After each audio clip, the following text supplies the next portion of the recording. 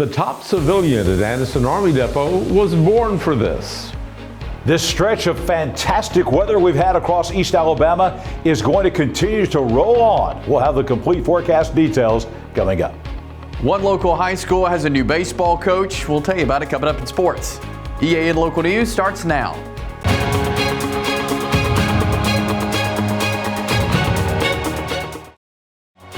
This segment of EAN Local News is brought to you by WM Grocery, located in Heflin, Wadowee, Roanoke, and in Piedmont.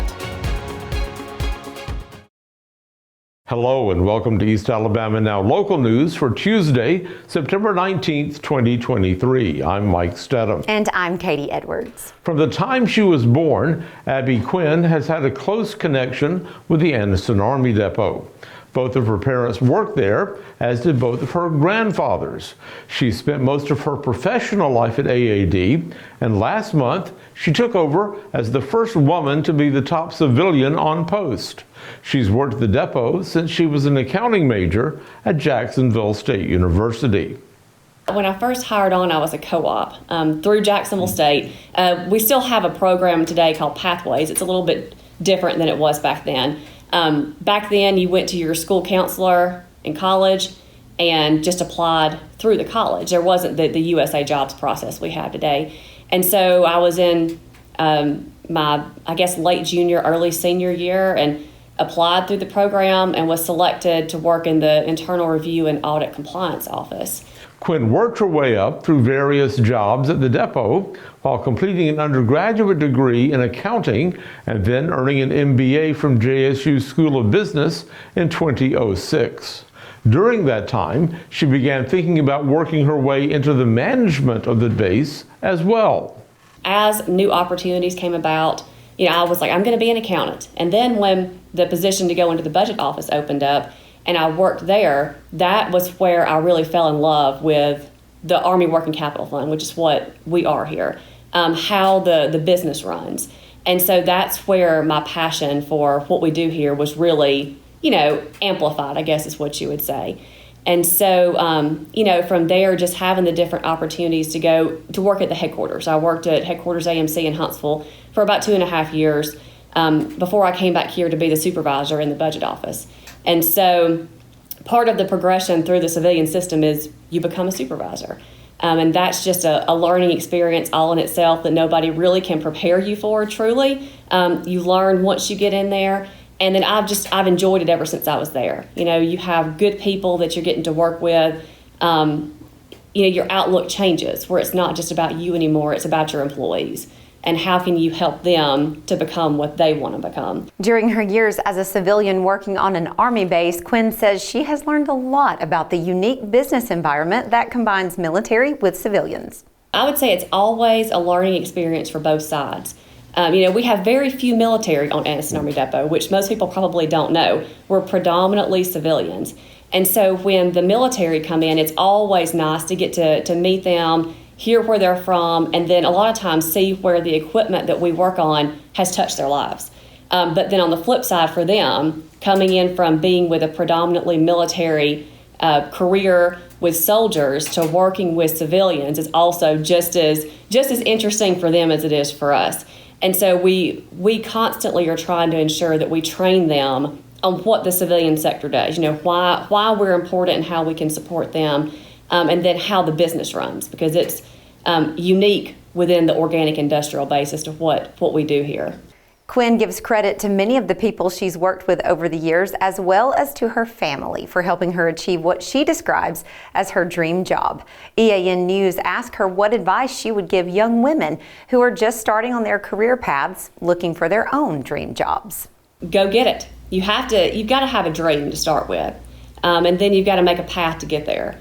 The only person that's going to make sure that you get where you want to be is going to be you. And so you have to make sure that if you have something you want to do, you operationalize it. So what are the steps that I need to do to get to where I want to be? It's not guaranteed you're going to get there, but what training, what education, what positions do I need to be looking out for to broaden my skill set so that I have the experience and the knowledge to be able to qualify for something like that. When we come back, it's homecoming week at Anniston High, and that means a parade for Noble Street. Since 1993, WM Grocery has been a major part of our local community. WM offers the very best in fresh produce and an outstanding meat department. WM also has many local products not found anywhere else and fresh sushi every day. If you need an event catered, come see Mrs. K at any WM store. Curbside pickup is also available for your online grocery orders. Be sure to download the WM app for all the deals of the week and shopper rewards. Go check them out today at any of their locations. We take pride in our community and appreciate your business. This segment of EAN Local News is brought to you by Waldrop Manufacturing, metal buildings made right here in Calhoun County. Anniston City officials are planning to shut down portions of Noble Street Thursday afternoon for the Anniston High School Homecoming Parade. The downtown section of the street from 8th Street to 18th Street will be closed from 4 p.m. until 8 p.m. The parade lineup will take place at 4 p.m. at the Anniston City Meeting Center. The parade itself kicks off at 5 p.m., following the same route as the annual Christmas parade. Hooligan Harley-Davidson on Davis Loop Road in Oxford is planning a full weekend of music and activities known as the Rumble on the Loop starting Friday night. It begins with a bike night kickoff party from 6 to 9 p.m. Friday evening, featuring Stadium Drive on the stage. Bike contest, axe throwing, vendors, and more are planned all day Saturday, and the Velcro Pygmies will be on stage from 7 to 10 p.m. More music will be featured Sunday, with Erica Riley performing from noon until 2 p.m., followed by country music star Ryan Daniel from 2:30 to 5 p.m.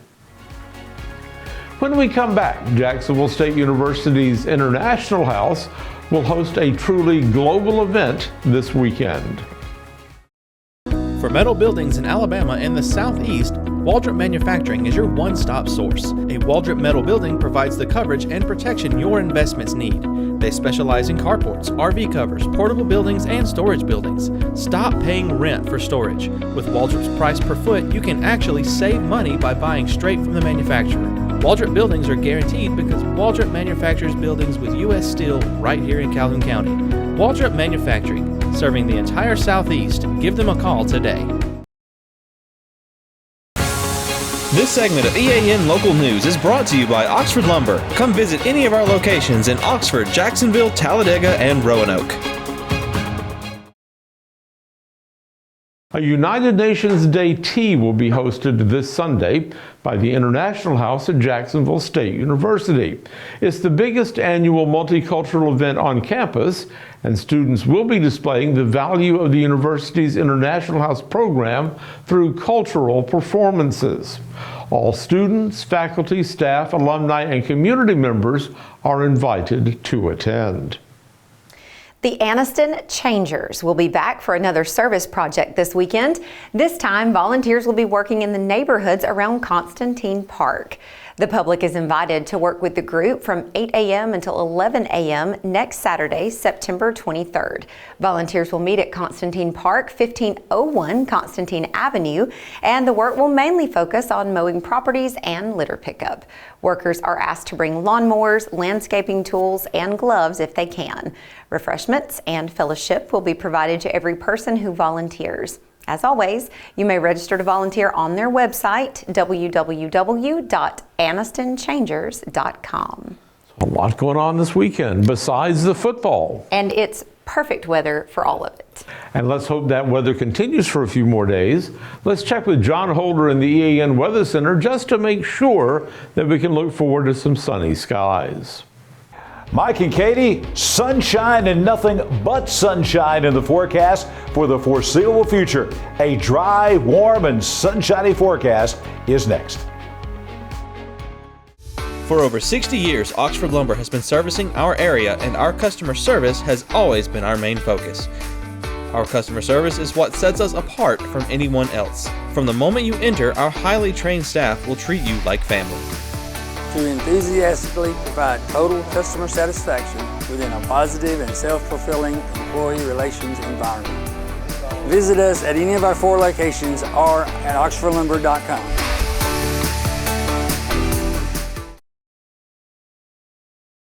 Another very pleasant September day across East Alabama. The temperatures about where they should be for this time of year. 85 for the high this afternoon. That is right exactly at our average for the date. The low this morning, 55, still well below average for this time of year. You see the record high temperature at 99, the record low at 42. The sun rising now not until 6:30 in the evening, and the sunset now coming at 6:45 on your Tuesday night.